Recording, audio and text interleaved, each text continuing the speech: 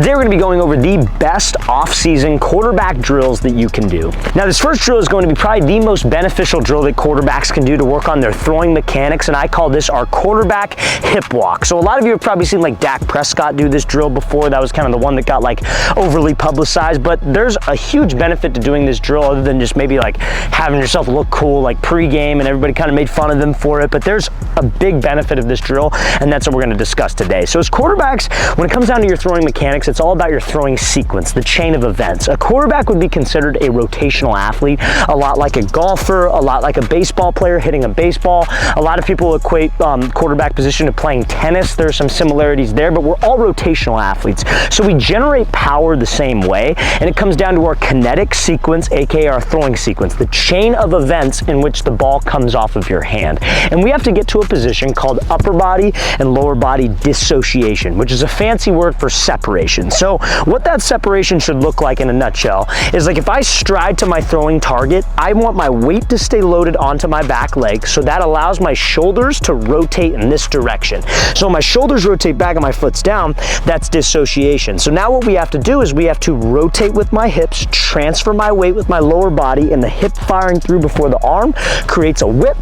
That's how I get power, and that takes pressure off of my arm. Very, very similar to hitting a baseball. I equate the two together. Like if you're in the batter's box, you keep your weight loaded on your back leg. Pitcher throws a pitch, you step. But when you step to the pitcher, you don't lunge forward because you're going to lose any power. You stay back, and then you squish the bug, and the bat whips behind. It's the same exact way to generate power, you guys. There are obviously little differences, but the power generation is the same. So that's what this drill works on. So this drill works on the first part, taking a stride, but keeping your weight back and having your hands and your shoulders rotate back to get to that dissociation position. So you need a start point, which is where this blue cone is, and you're going to be going out for about 10 yards. So we're going to be doing 4 sets of 10 yards. And the rhythm of this is going to be front foot, back foot, stride. When you stride, your back leg weight that's on here, like probably about 60 to 70%, is not going to move forward, and we're not going to turn. We're just going to keep it still. Front foot, back foot, stride.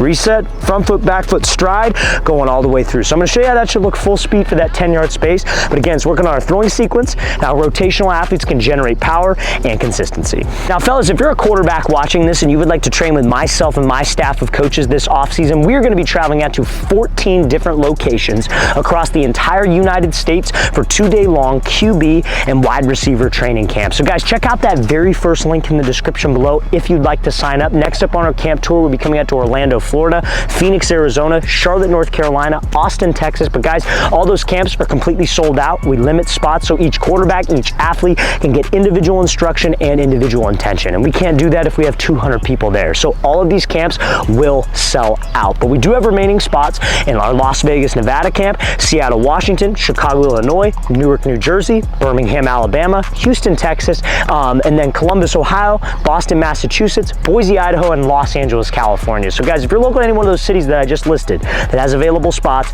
very first link in that description below. We'd love to get you out there. Make sure you take advantage while we have spots open. So again, very first link below. Let's get back to this video.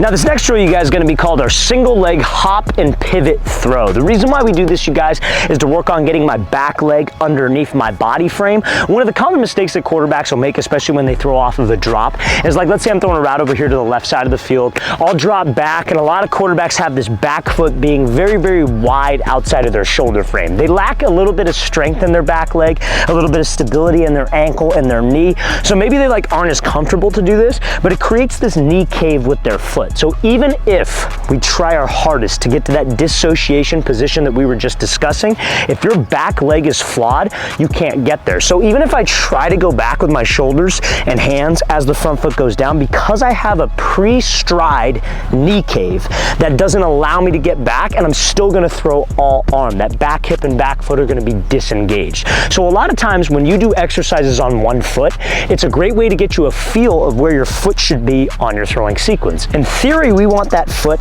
to be underneath my armpit. Foot's underneath my armpit, my shin is straight, I could stride to the target, I could keep my weight back, I could turn through and have my hips fully unlock and fully rotate through. If I'm wide back here, it's hard for me to do that. I almost like lock out. So when you're hopping on one foot, it's a way to keep that foot underneath your armpit because you physically can't balance on one foot if your foot's not under you. So this drill, you need a target straight out in front of you, probably about 12 yards away. And we'll show you how this should look full speed. I recommend doing about 15 to 20 throws of this exercise. But you're gonna start out toes pointed forward to the target. All you are going to do is you're just going to jump and pivot. If it's not under your frame, you are going to fall. If you do it and you're wide, you're gonna fall forward. That's how you know you're doing it wrong. So it's gonna be here, jump and pivot, foot's gonna lightly set down, foot's under your frame, and then you're gonna throw. Make sure you lightly set your front foot down. I don't want anybody doing this and then going right into the throw. So again, I'll show you semi like half speed, then we'll go full speed. But remember, we jump and pivot, lightly set down, then we stride through and take our throw. So I'm gonna show you how that drill should look, full speed. Now this next drill we're going to be going over is going to be our pocket movement circuit for quarterbacks. So it's 3 separate movements that I want you to do, and we're actually going to be throwing a ball off of this. We've posted this before on our channel, but it's usually with like a towel. This is going to be actual throwing reps, and we're going to show you this full speed in a second. So we're working 3 movements in the pocket that all have to do with A gap, B gap, and C gap pressure. So to recap, let's say this blue cone is my center, right? The A gap is the gap between the center and the guard. Now you got your guard right here. The B gap is the gap between the guard and the tackle, and then the C gap is the gap outside of the tackle. So we're going to be working different kinds of pressure that you'll get from that look. So all you're going to do is you're just going to get in a throwing stance. First one is going to be C gap pressure and then A gap pressure from the left. So you're going to step up, drift back, and then throw. And again, we'll show all of these full speed. You're gonna be doing 8 reps of each one of these, okay? So that's gonna be 24 throws total. Second one is gonna be the opposite. A gap pressure first, C gap pressure second. So it's gonna be back, up, throw.